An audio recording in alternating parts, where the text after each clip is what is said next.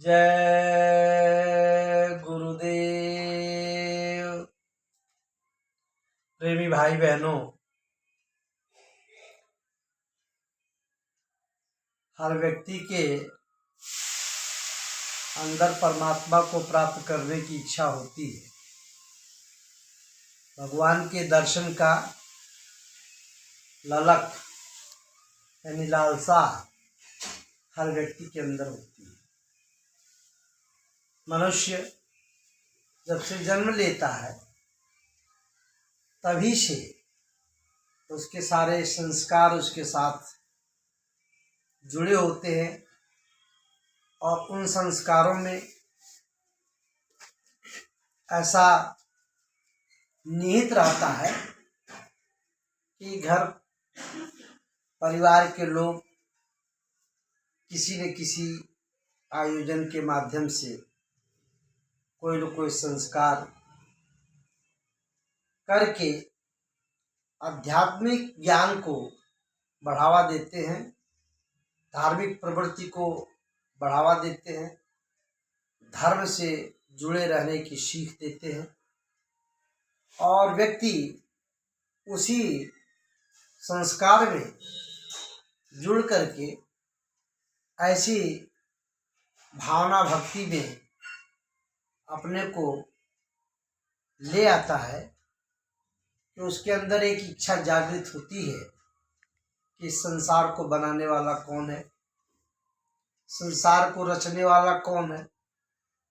ये जो दुनिया में तरह तरह के भांति भांति के फूल फल पेड़ पौधे, पानी पहाड़, जलचर थलचर नभचर, जितने भी जीव हैं, जितने भी रचनाएं इन चर्म चक्षुओं से दिखाई देती है, इसको बनाने वाला वह महाप्रभु कौन है, कहाँ है, कैसे है, किस रूप में है, उसका स्वरूप क्या है, उसका वास्तविक स्वरूप क्या है, उसको हम कैसे आभास करेंगे, उसको हम कैसे देखेंगे, उसको हम कैसे समझेंगे, इसकी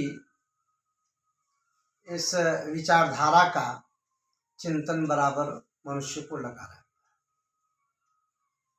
अब ये संभव कैसे होगा?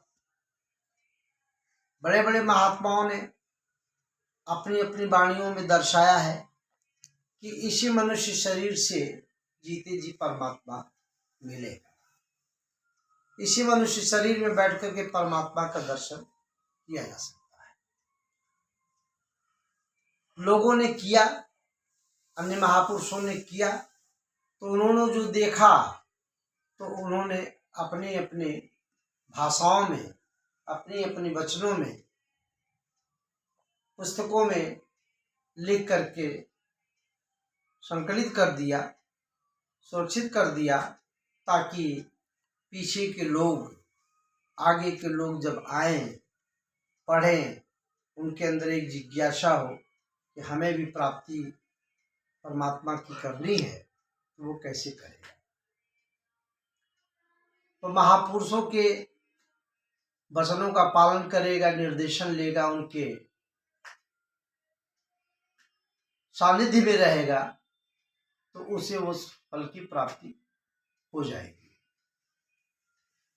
अब सवाल इस बात का है कि हम कितना परमात्मा से जुड़े हैं, कितना परमात्मा से हमारा लगाव है, कितना हम प्रभु को चाहते हैं।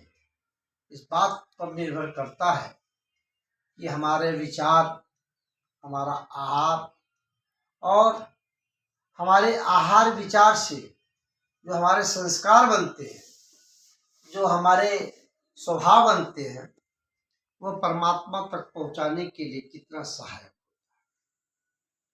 परमात्मा प्रभु वो ईश्वर जो है वह निष्कपट है, निश्चल है, उसके अंदर किसी भी प्रकार का ऐसा स्वभाव, ऐसा अभाव नहीं है। इसलिए वह चाहता है कि मेरे पास तक जो आवे वह कैसा हो, वह भी निर्मल हो, निश्चल हो, निष्कपट हो। तो उसके लिए हमको इस तरीके से अपने को ढालना है। तो अपने आचार को शुद्ध करना है, विचार को शुद्ध करना है। और आचार और विचार तभी शुद्ध होगा जब हमारा आहार शुद्ध होगा, क्योंकि आहार के ऊपर विचार जैसे होंगे उसी प्रकार से हम कर्म करेंगे। तो अच्छे कर्म अच्छे आहार के संबंध से है, बुरे कर्मों का संबंध बुरे आहार से है, यानी अखाद्य वस्तुओं से है, अभक्ष्य वस्तुओं से है, जो वस्तुएं मानव के लिए नहीं है उससे उसका संबंध है। तो गोस्वामी जी महाराज ने लिखा है कि निर्मल जन मन सो मोहि पावा, मोहि कपट छल छिद्र न भावा। तो हमें अपने सबसे पहले भगवान की भक्ति के लिए, भगवान को प्राप्त करने के लिए अपने बर्तन को साफ सुथरा करना है, अपने इस शरीर को साफ सुथरा करना है।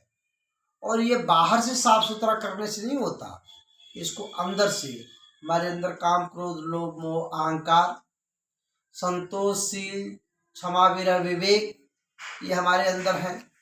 तो हमको किससे कितना कब कितना कहाँ उपयोग करना है, उसको हम सात्विक विचार से अगर उपयोग करेंगे तो हमारे अंदर निर्मलता आएगी, निष्कपटता आएगी, निश्चलता आएगी। और हम तब जाकर के जितना ही साफ सुथरे, जितना ही सात्विक होंगे, उतने उस सत्य नारायण के पास, उस सत्य प्रभु के पास धीरे धीरे हमारी सन्निकटता बढ़ती जाएगी और हम उधर परमात्मा की तरफ अपने को अग्रसर पाएंगे और परमात्मा को हम प्राप्त कर सकेंगे। इसलिए बाबा जय गुरुदेव जी महाराज ने जो एक सुंदर सा मंत्र दिया और जनता के हित के लिए, कि बाबा जी का कहना है शाकाहारी रहना है। उन्होंने कहा कि अपने को सुधरने के लिए सबसे पहले जरूरी जो चीज है, अपने आहार को शुद्ध करो। तो आहार भी क्या शुद्ध करना, हमको शाकाहार अपनाना है।